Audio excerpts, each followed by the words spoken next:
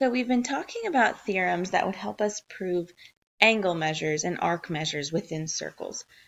But now we want to actually talk about a couple of theorems that will help us to prove segment lengths. So pieces of secants or pieces of tangent lines or chord lengths that will help us to, these theorems will help us to prove those lengths. The first one is the secant-secant theorem. And all this says is that the whole secant, so this whole secant line, and notice it's a secant because it touches the circle twice, crosses the circle twice, times the external part, so just the outside, is equal to the same on the other secant. So this is when we have two secants that meet at one point outside the circle. So when you have that ice cream cone kind of looking situation.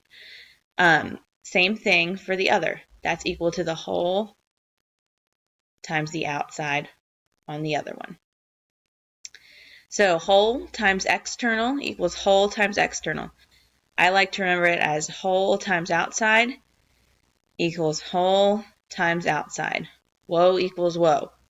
And it helps me to remember that theorem. There's another one when we have a secant and a tangent line. So that first one we had two secants. So it was the same situation with each. Whole times outside equals whole times outside. But when we have a tangent and a secant, here's our secant crossing that circle twice, coming out to a point. But then coming from that same point is not another secant, but this time a tangent. Well, a tangent doesn't have an outside piece per se. The whole thing is outside of the circle. So the whole secant times the external. So still for the secant, we're still doing whole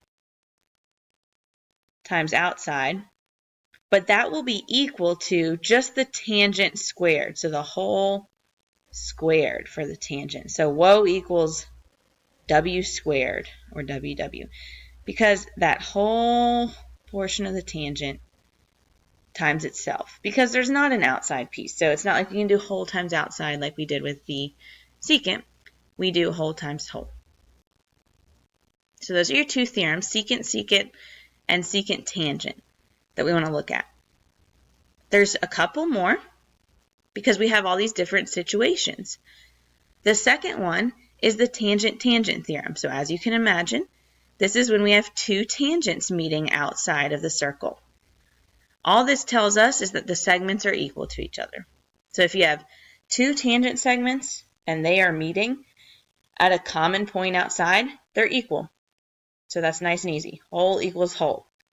Those segments are equal to each other. If there are two tangents meeting at a point outside the circle, they are equal. Now, the chord piece here, or the chord-chord theorem, when we have those two chords inside a circle, they'll cross each other. The segment of one times the other segment of itself is equal to the segment of the other times the other segment of itself. So it depends how you name these, but it's basically an A times B equals C times D situation. Piece times piece equals piece times piece. And that's all it is for those. So you take one piece of the first times the other piece of it. That has to be equal to multiplying the pieces of the other one together.